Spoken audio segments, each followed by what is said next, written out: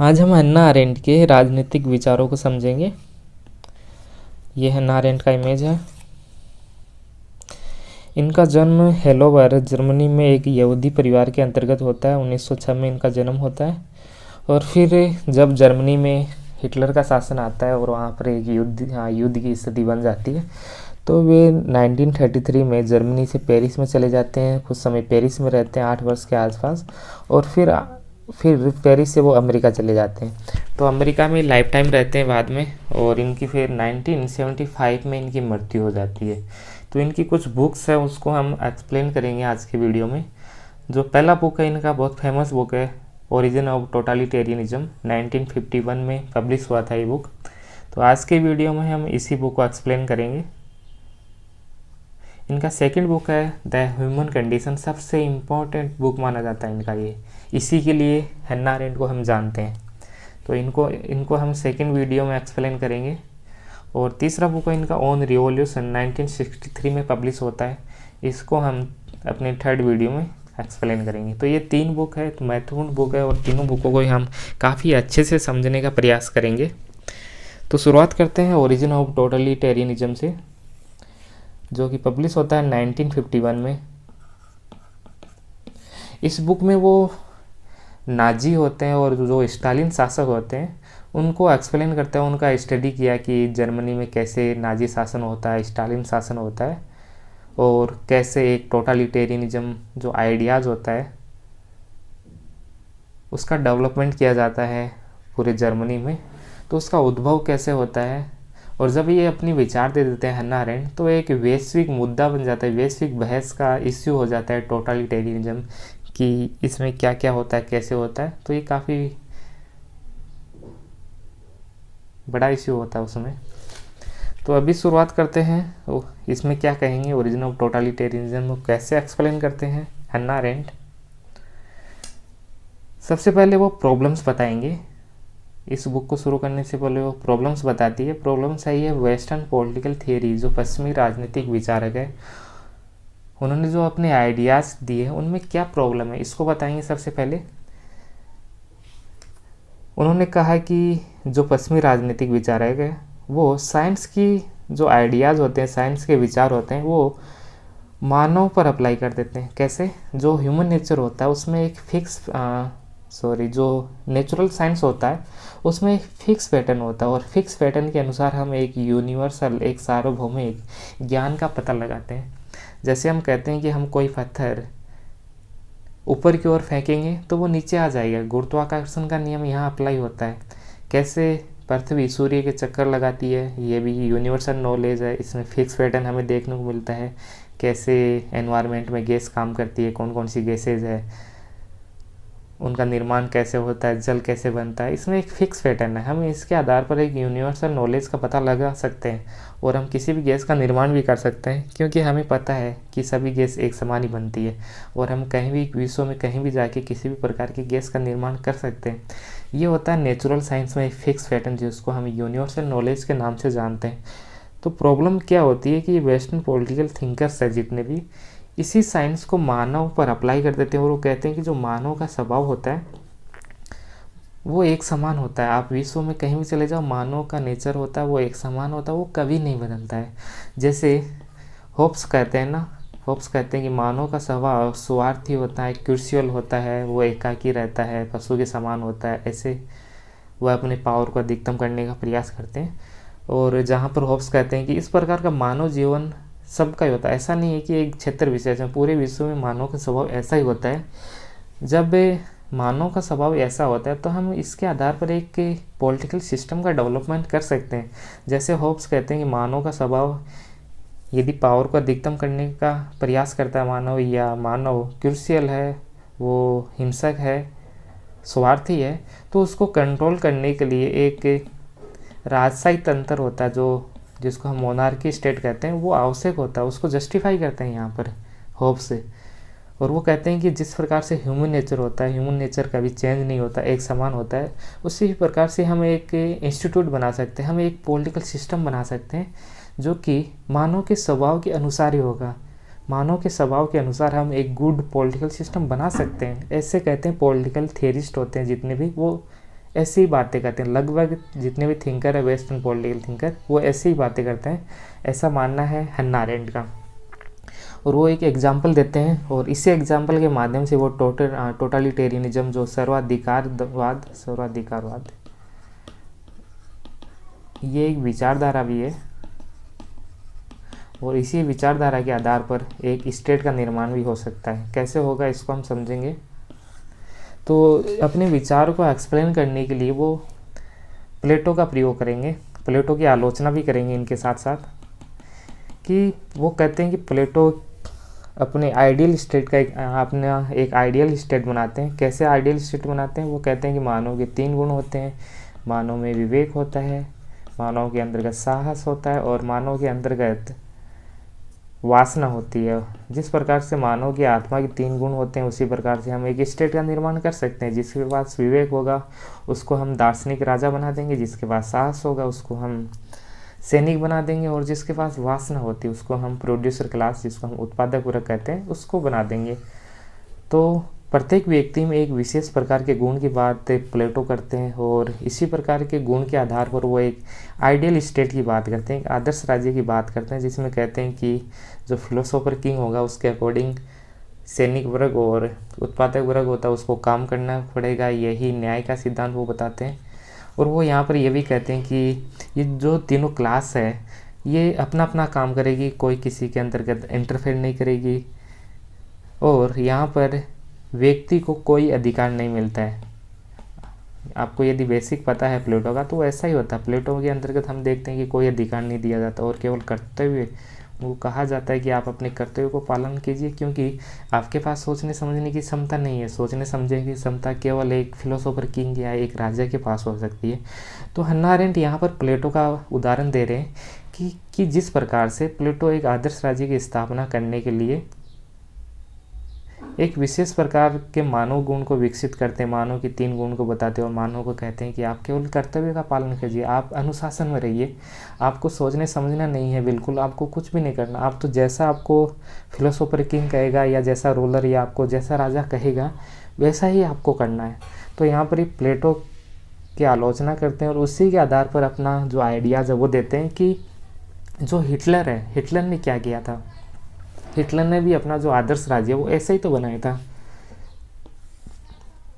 Hitler ने आदर्श राज्य में ऐसा ही किया था, और उन्होंने आदर्श राज्य में क्या किया था कि हम एक आदर्श राज्य बनाएंगे, हम जो जर्मन नस्ल है, जो जर्मनी की नस्ल है उसको हम ये सबसे अच्छी होती है, और इसी के आधार पर हम एक जर्मन स्टेट का निर्माण करेंगे, एक पावरफुल स्टेट का निर्माण करेंगे, क्योंकि हम सबसे शक्तिशाली है। और ईश्वर ने हमें अलग बनाया है। अलग क्यों बनाया है, हमारी जो ब्लू आइज़ होती है इनकी, देखा होगा आपने, जर्मन्स होती है उनकी आंखें थोड़ी नीली नीली होती है और काफ़ी हाइट होती है और काफ़ी पावरफुल भी होते हैं। तो हिटलर क्या करते हैं यहाँ पर, वो कहते हैं कि आप विशेष प्रकार के हो, आप एक विशेष प्रकार के प्राणी हो, आपको ईश्वर ने अलग तरीके से बनाया है। तो हम एक नाजी स्टेट का निर्माण करेंगे, हम एक जर्मन स्टेट बनाएंगे, और जर्मन स्टेट ऐसा जर्मन स्टेट बनाएंगे जिसमें केवल जर्मन जो नस्ल होती है वही रहेगी, और जितना भी जर्मन नस्ल के अलावा जो भी नस्ल है उनको हम समाप्त कर देंगे। तो हिटलर कहते हैं कि इसको करने के लिए हमें, इस प्रकार के आइडियल स्टेट को बनाने के लिए हमें फुल पावर चाहिए। और वो जनता को कहते हैं कि आप केवल इतना कीजिए, जैसा हम कह रहे हैं आप वैसा ही कीजिए, क्योंकि हम एक श्रेष्ठ स्टेट बना रहे हैं, हम जर्मन नस्ल का एक नया स्टेट बना रहे हैं, काफ़ी पावरफुल होगा, क्योंकि हमें ईश्वर ने ऐसा बनाया। तो जिस प्रकार से प्लेटो का स्टेट है, वैसा ही तो यहाँ पर हिटलर का स्टेट हमें देखने को मिलता है। हिटलर भी तो यही कह रहे हैं कि आप केवल अपने कर्तव्य का पालन कीजिए, आप अनुशासन में रहिए, और बाकी हम देख लेंगे क्या करना हमें। तो हिटलर भी व्यक्तियों को कोई अधिकार नहीं देते हैं। तो जब ऐसा शासन हम देखते हैं जिसमें व्यक्तियों को कोई अधिकार नहीं होता, केवल उनको कहा जाता है कि आप कर्तव्य का पालन कीजिए, और जैसे राजा होता है, राजा के शब्द ही वहाँ पर कानून होता है, तो ऐसे स्टेट को हम टोटलिटेरियनिज्म कहते हैं। कानून और संरचना निर्माण सब कुछ स्टेट के पास होता है, स्टेट जैसा कहेगा आपको उसी अकॉर्डिंग करना है। व्यक्ति डिमांड नहीं कर सकता, यहाँ पर व्यक्ति डिमांड नहीं कर सकता कि आपको क्या चाहिए, आपको क्या अधिकार चाहिए। यहाँ पर आप केवल ड्यूटीज़ कीजिए, आपका जो कर्तव्य दिया गया है उसी को निभाइए।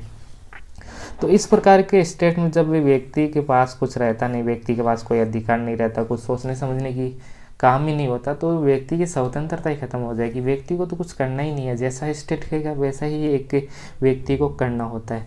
तो इस प्रकार से एक टोटलिटेरियनिज्म जो स्टेट होता है वो बनता है। और यही प्रॉब्लम वेस्टर्न पॉलिटिकल जो थिंकर्स होते हैं उन्होंने भी ऐसा ही किया था। उन्होंने भी एक आइडियल स्टेट का निर्माण किया, अपने ही जो आइडिया जो उसको जस्टिफाई करने के लिए वो तमाम तरह के सिद्धांत देते थे।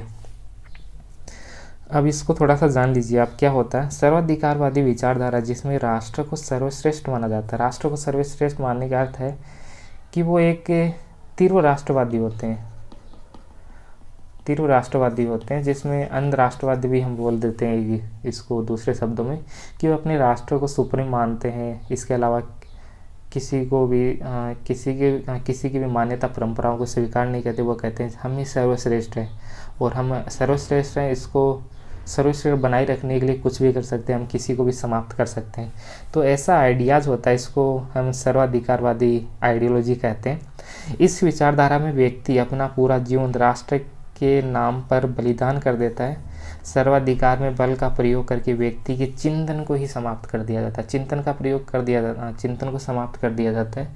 इसमें कहा जाता है कि आप राजे जैसा कहता है आप वैसा कीजिए, यदि आप वैसा नहीं करोगे तो उनको सज़ा दी जाती है, हिंसा का प्रयोग किया जाता है, बल का प्रयोग किया जाता है। अपनी आइडियोलॉजी जो एक स्टेट की आइडियोलॉजी होती है, जो टोटलिटेरियनिज्म की जो आइडियोलॉजी होती है उसका डेवलपमेंट करने के लिए और पूरे समाज में उसको स्थापित करने के लिए बल का प्रयोग किया जाता है। ये सामान्य बात है टोटलिटेरियनिज्म में, ऐसा कहते हैं हन्ना अरेंट।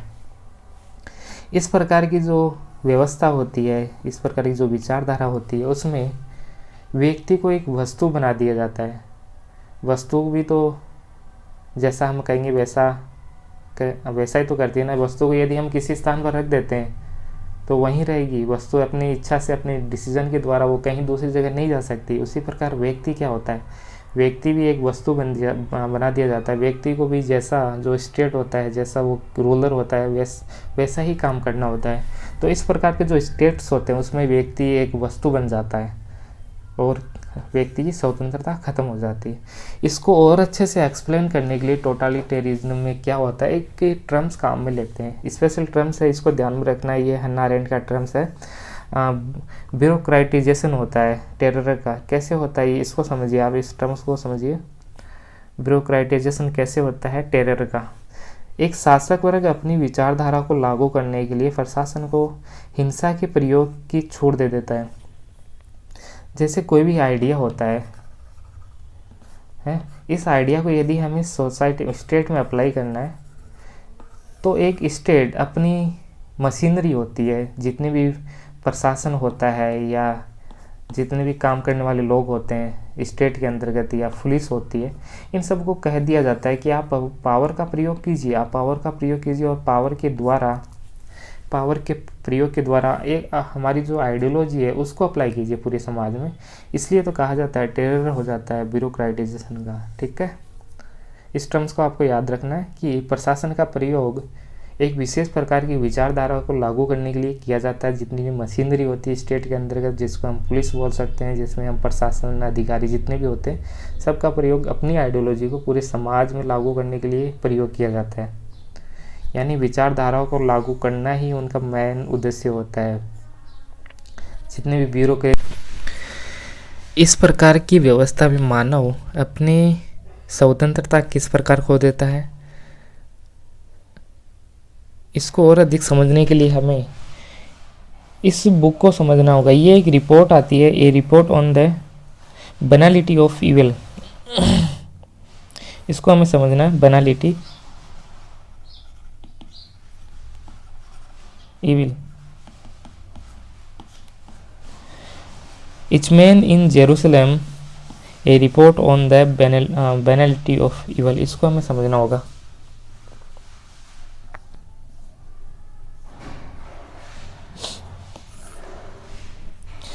नाइनटीन 1945 के बाद में जितने भी युद्धबंदी थे, युद्धबंदी मीन्स जिन्होंने जो अपने शासक थे, शासक के अकॉर्डिंग जो काम कर रहे थे, जैसे हिटलर है, हिटलर के अकॉर्डिंग जो काम कर रहे थे, उनके जो प्रशासन होता है उस पर उन पर केस चलाया जा रहा था उसमें 1945 के बाद में। और ये केस चलाया जा रहा था जेरूसलम।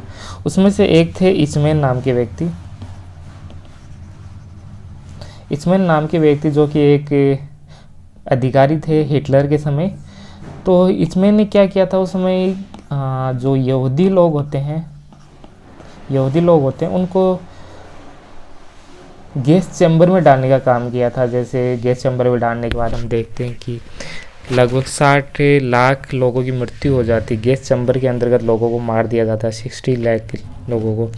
तो इचमेन भी उन्हीं में से एक है। ये भी हिटलर जैसा कह रहा था उसके अकॉर्डिंग हिचमैन भी काम कर रहे हैं और गैस चैम्बर में लोगों को डाल दिया जाता है।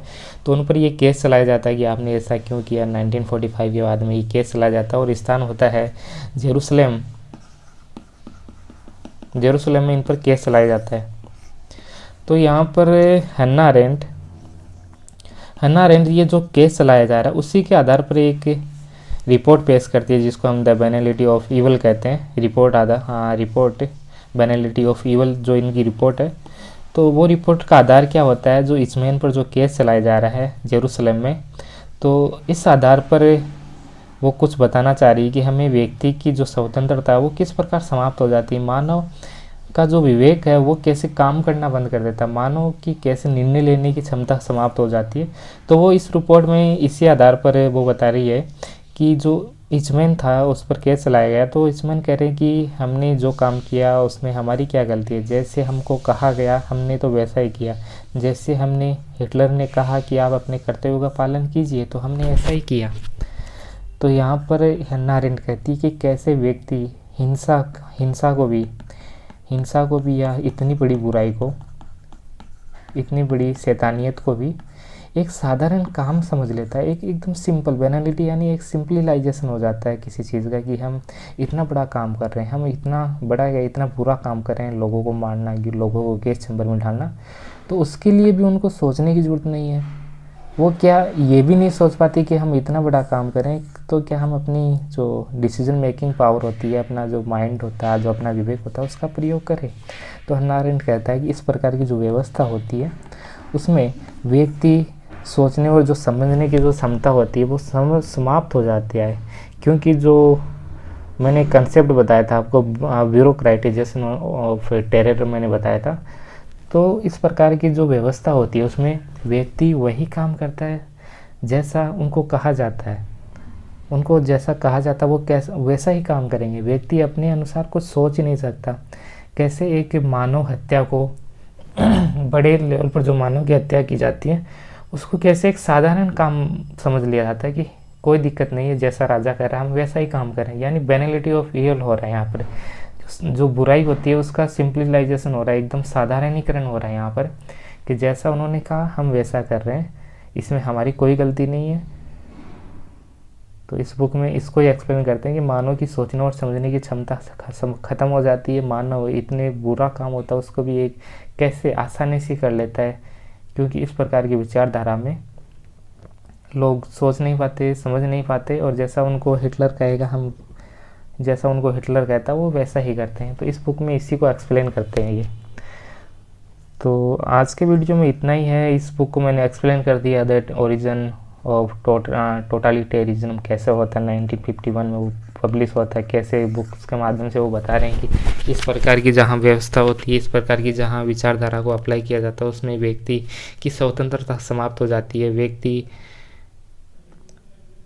की स्वतंत्रता समाप्त हो जाती है। साथ ही साथ व्यक्ति वही काम करता है जो उसको कहा जाता है। व्यक्ति एक वस्तु के समान बन जाता है। तो इस वीडियो में इतना ही। धन्यवाद। अगले वीडियो में हम कंटिन्यू करेंगे इसको।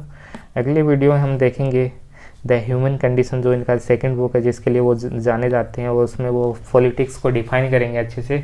और पॉलिटिक्स को डिफाइन करते हुए वो 3 वर्ग वो बताएंगे, एक्शन, वर्क, लेबर क्या होता है। इन सब को हम अगले वीडियो में समझने का प्रयास करेंगे। जल्दी आने वाला अगला वीडियो भी, तो बने रहिए हमारे साथ। धन्यवाद। Okay, bye.